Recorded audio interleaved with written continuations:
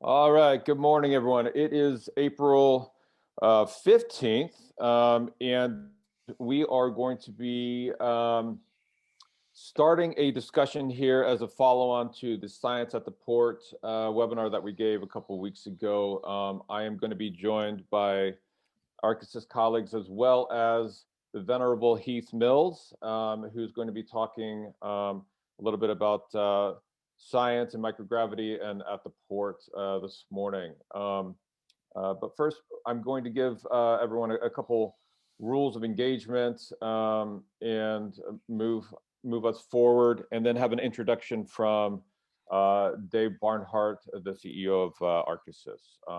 So this morning, again, we're going to be hosting Science at the Port. This is going to be a little bit more advanced topics covered today.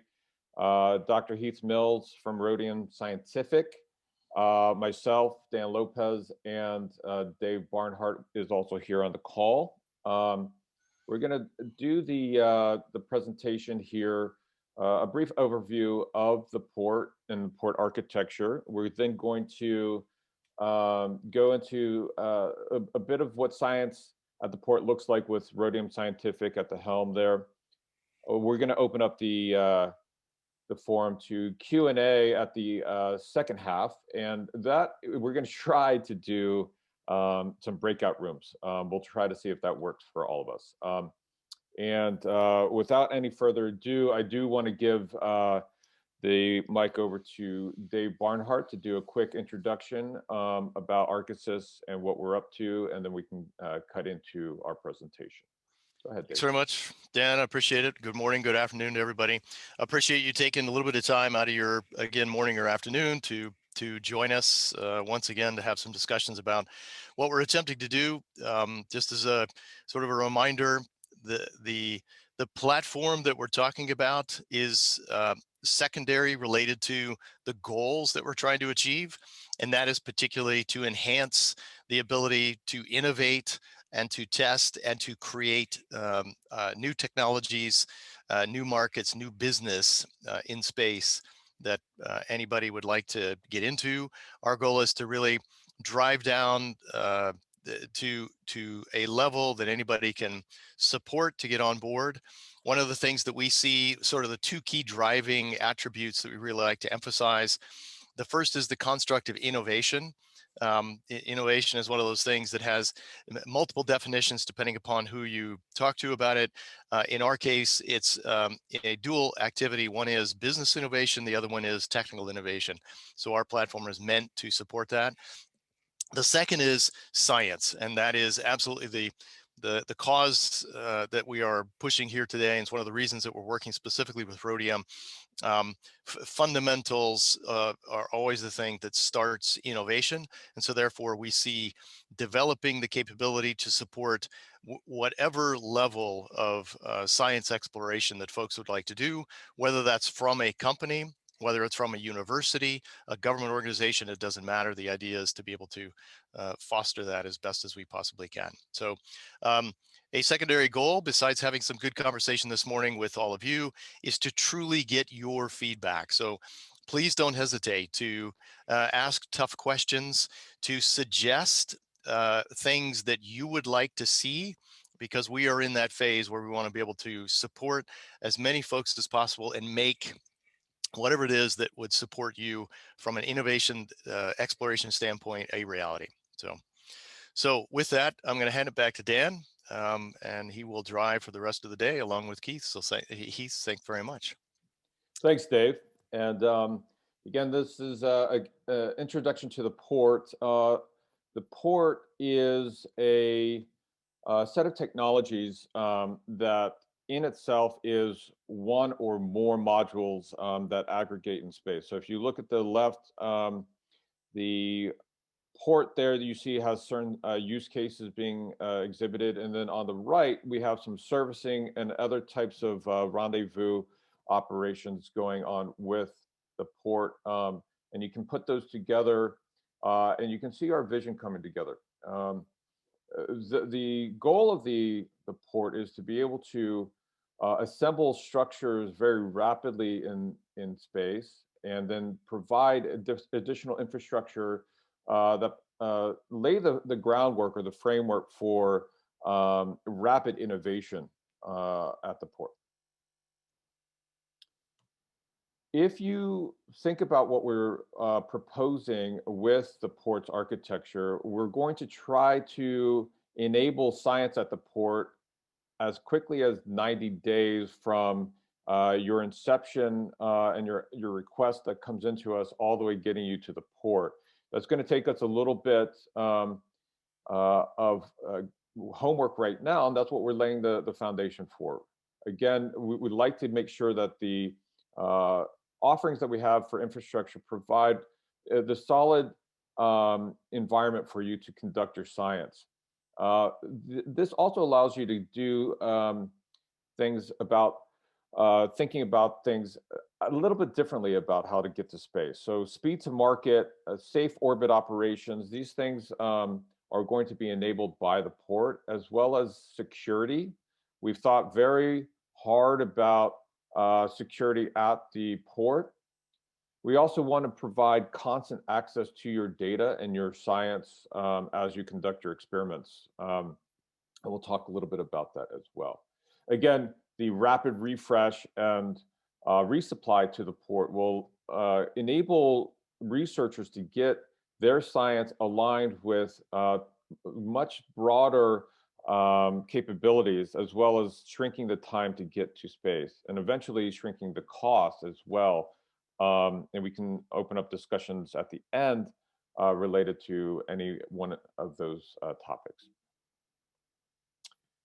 So if you look at our expansion, we're thinking about the way in which we lay infrastructure in space using the port to go further away from the Earth at a rapid pace. And so when we look at our tempo of getting there, we're looking at LEO and then GEO and other locations like lunar or other planetary bodies.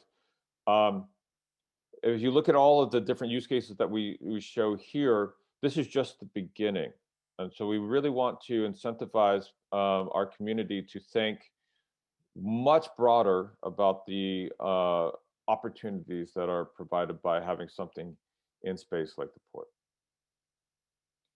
We have, again, just to revisit, we have terminology that drafts behind nautical nomenclature. So when you dock with the port, we call that berthing, or the berth is where you're going to be physically located at the port. We go through an assessment and feasibility of where you're going to be having your payload essentially strapped onto the port. And then when you get onboarded, that is the process that we go and effectively integrate your payload to the port.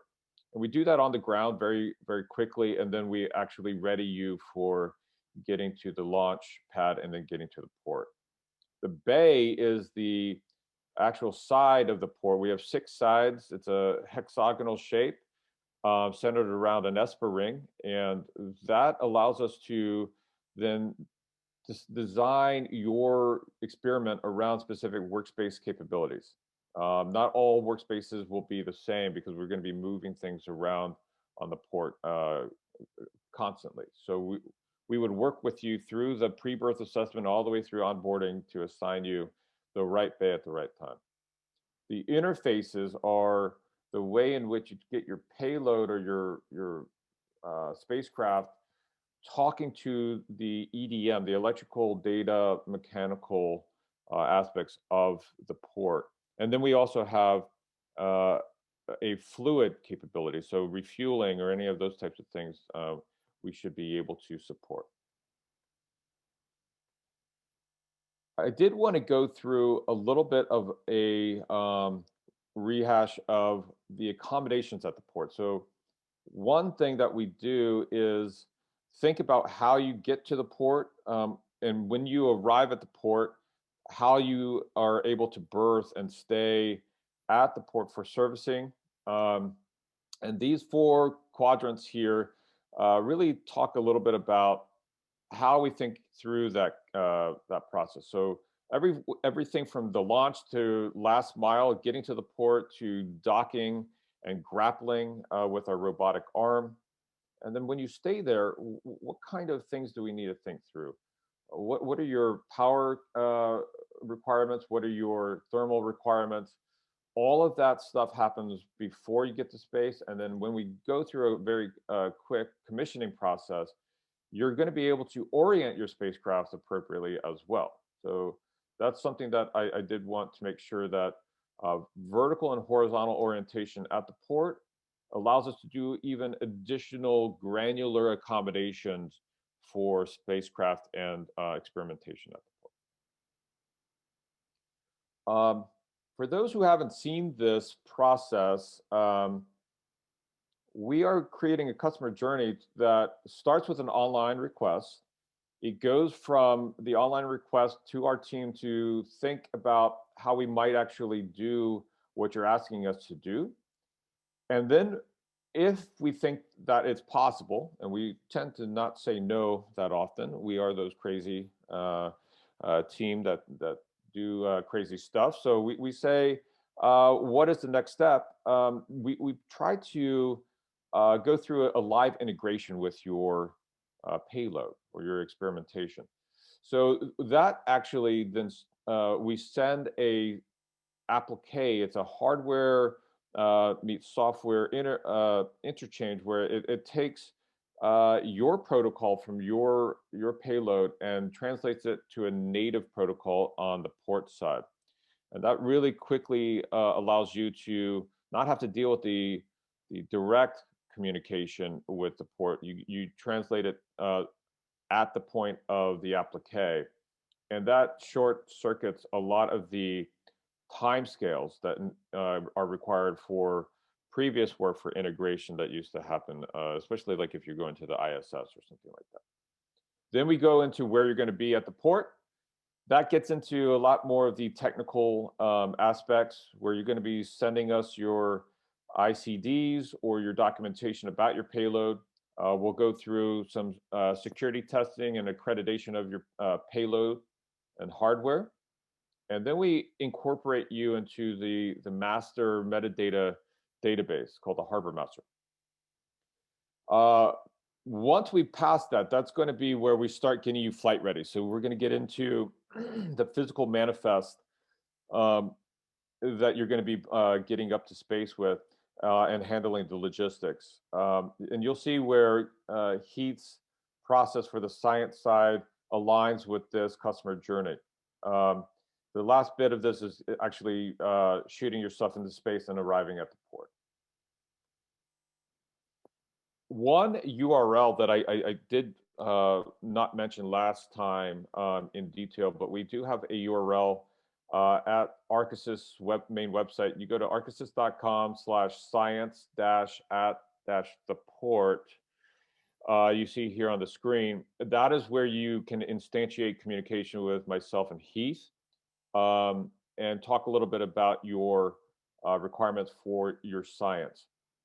That does not necessarily instantiate our onboarding process quite yet, but you'll get a chance to communicate with our science directorate and detail out what you're thinking about doing at the port.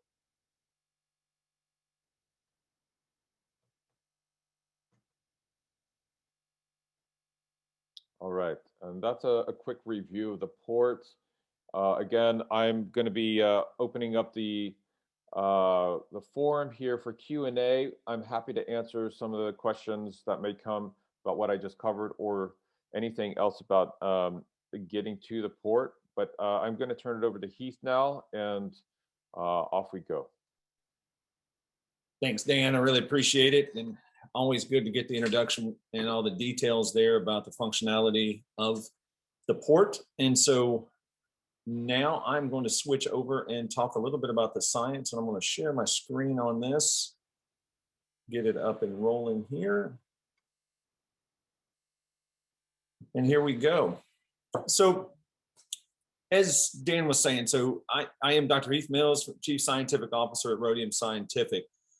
And our role with Arkisys is to help with the science implementation for the activities that are going on the port. And so I'm going to break down some of how we do what we do, but also the why we do what we do. And hopefully in this presentation, we'll be able to inspire you to think about either the work that you're currently doing or the work that you're wanting to do, and maybe give you new ideas of some things that can be done on the port from a science perspective. And so I'm going to jump straight in and talk a little bit about, first off, the why. And so as NASA moves out and goes beyond, it goes outside of low Earth orbit, that backfilling area, and the idea with NASA moving out is that industry comes in and starts to develop and utilize the space that NASA has explored. And so we are being giving space to explore, but why should we do this? And so as industry and looking at commercial industry, why should we go in this direction? Well, industry has historically always followed exploration. And as explorers go out first, then the why do we keep going in that direction becomes the driving factor. And that is up to us. That's up to the business, the commercial, the science exploration, research and development groups to jump into this new frontier of space. Now, previously in the age of exploration, we went to the new world and we found new products. We found gold specifically. We found building materials to maintain us in this new environment. And from a biotech perspective, we also found drugs and new compounds that the new world provided the old world and inspired the old world to make these new leaps into that environment, that foreign environment. But the goal of all of that travel and that industry was to return a product, to go there and do something. Putting a flag in and going into a new direction was the first step, but now we have to talk about development. And I think that is what we are doing here today. And we're talking about the port, about what the port offers, and what that science will unlock, and where that new gold rush will actually come from. And so then the question becomes, what will be that new product, that new driving force that will get us to the port and get us back and start this whole expansion? And from the rhodium scientific perspective on this, that we are looking at science as being that unlocking factor that will identify what that new gold rush will be. And so as scientists and as looking at this from a science perspective and working with Arkisys through this, what we wanted to do today is give you some inspiring points, coalescing some of the previous data and previous research that's been done in space to hopefully motivate you to think about some ways that maybe your projects or research can match into what the port can provide. And so from a biological perspective, there are multiple areas where biology has been known to change in space, whether those are novel physiologies, as you can see here on the left of the screen, unique genotypes, meaning that the genes, the DNA itself actually changes in space through mutations, or through a functional advantage of being in a microgravity environment, allowing for 3D cell culture, new bioprinting techniques. From what we've done in the past, we see that new production lines can occur. And in part of those production lines, you can see now on the right side, using the persistent microgravity and the scalable microgravity environment that the port offers, we can now start talking about drug production, biomanufacturing, biofuel production areas. We can even think about still discovery areas, say drug discovery, identifying these emerging pathogens and maybe countermeasures against these emerging pathogens. Now, on the slide coming up, I'm going to talk about some of the specific advantages of the port, but you can start seeing them here, where if you had a crewed vehicle, an emerging pathogen may not be the best area to look at and to do this exploration, but being an uncrewed vehicle, here you can start looking at unique emerging pathogens. Now, also the persistent microgravity allows for some of these stem cell areas, the tissue factory, the tissue manufacturing, those environments where you can have a large scale manufacturing style with this biological experiment and biomanufacturing area. So that's the biological side.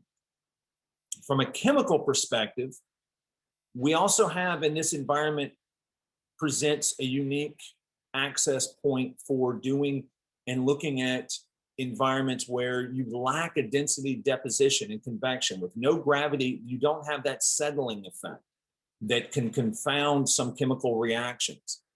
You can have different combustion reactions, testing them and identifying those reacting products to refine some of those combustion reactions. And again, an environment where there's an uncrewed vehicle. The contactless processing, changing that toxicity level of what's acceptable. Right now, there's certain levels of toxicity you cannot test in space because of the crewed access requirements. Now you can do that here on the port. And that uniform microstructure formation that happens in that new that microgravity environment, now these lead to these new products that are starting to be unwrapped in space, but with the port, you can do this in a more consistent and persistent area between the polymer production, the additive manufacturing, the crystalline formations for the semiconductors. Those styles are new and able to be done in this environment that you really can't do currently. And with one more area here, there we go. And so with the physical side, so we have biology, we have chemistry, and now with the physics to wrap up some of the science that can be done. From a physical perspective, this environment provides variations of gravitational potential and acceleration. You can go from 0 to whatever your research requires. You put a centrifuge in here and you can get that microgravity gradient that is not available on Earth. The vantage point that you get from the port, you can do Earth observation and space observation. Look down and look up. Dan mentioned specifically changing the orientation of your berthing perspective can allow you to look up or look down. And then also access to that space environment. From those on the left going to the right, you can see you can do some of these different testing, whether that's climate modeling, climate change perspective, looking at and observing upward, looking at Earth, looking outward for detection of near Earth objects or far Earth and looking at new worlds. Testing different fuel components from nuclear capabilities that cannot be done on this International Space Station. You could do those on the port, but then also testing of different components, providing a plug and play environment where you could test components for building other satellites or other space vehicles, plug them in, test them, return them, and now you can advance your TRLs, advance your research and development so that you can then build your other capabilities that your company may be going for. So this platform provides each one of those. And so going into now a more overarching, why go to the port, why go in this direction? These are in transcending the 3 different specific areas of science. And hopefully now this can open up the why go to the port versus other areas. Scalability really matches up as a big advantage. There is limited space on the space station right now. On the port, you can expand, you can grow bigger, and you can truly get to a scale that is market ready. You also have a new path to space. Going through Arkisys and going through this, going to the port, you can now control your access points. You're not in a queue behind a lot of other companies, not a lot of other endeavors. You control the queue. The autonomous vehicle with fewer operational restrictions is what I've been saying about having a crewed vehicle. You have less interactions and no's on the operational side because you don't have to worry about your toxicity or your biosafety levels. And in the end, you can talk about a fully functional system with a plug and play style where you can attach on, learn something, use the comms, use the power that the port provides to do your individual testing, bring something back, or beam the data back. And now you're able to test and advance your understanding of what your product can do. So with that, and what we are partnering with Arkisys to do is to provide you those access points to get you to space. And so in the last couple minutes here, I'm going to quickly go through and just give you a little bit about who we are. And in who we are Rhodium Scientific is a commercial space biotech company. In 2016, Olivia Holzhaus, the founder and CEO of the company, moved our company into being with this in the space market and space industry. And since then, we've had a rapid track record of going into and working with SpaceX, working with Northrop Grumman and Blue Origin to get our research into the International Space Station. And we're glad to now be moving with Arkisys to add more capabilities of conducting the research in space. We do focus on, and our role here within the port is to work and develop that research and development angle. Project development, project management, mission integration and operation, in building in that integration of quality assurance into these protocols. We understand that changing and moving your research from the benchtop or from your lab or from your facility to space is an endeavor. We're here to walk with you through that step, guide you through that process, translate your work, and allow you those access points to reduce those barriers of entry. In the process, Rhodium has developed some facilities that are currently operational in space. We can help talk you through those and work you through those, or we can help develop what you may have yourself. Now, this science-first strategy is what I was talking about. We really focus on this, and NASA got off the ground early in the 50s and 60s, learning to have astronauts talk to astronauts. The ground control astronaut talks to the astronaut in flight. That was a way that people with similar language can talk to each other and add that level of confidence. Well, we're going to talk to you scientist to scientist to help you translate this process and allow a greater level of mission assurance and comfort to get you through to this process. Now, this has worked through multiple levels here in the past. In the 2020, we were able to fly 5 different missions, got some good results from these coming out, and I'm sure those that are out there are looking forward to seeing those as they go forward. But now with this, we are wanting to now develop what we've seen in the past into this new and amazing idea of the port. And in part, what we're going to do is we're going to also, as I keep mentioning, that quality assurance side on this. Everything good starts with a good beginning. And so we're going to help you get through this process with what is understood in your industry as the quality assurance levels and standards that are required. So again, we'll walk you through and make sure you understand the process, full transparency, and allow you to develop your project. Now, real quick on this, Dan mentioned and had the timelines on there, and this slide will be available, and I can go back to it in the question and answer phase. But what I want you to see is over here, when you do the online request, going through the port process, the onboarding process, there will be a mechanism where you can click that you are wanting science support. And that's where it turns on, and Rhodium is able to then go in and help Arkisys and help you guys go through it.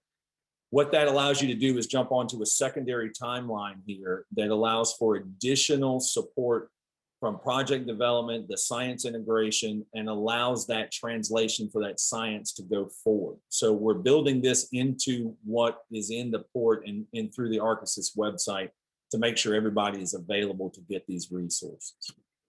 So with that, and I know it's really quick going through, it's a lot of information, but that's what the second half of today's Science of the Port is for everybody to now be able to go ask some questions and hopefully get some answers and inspire everybody to go forward.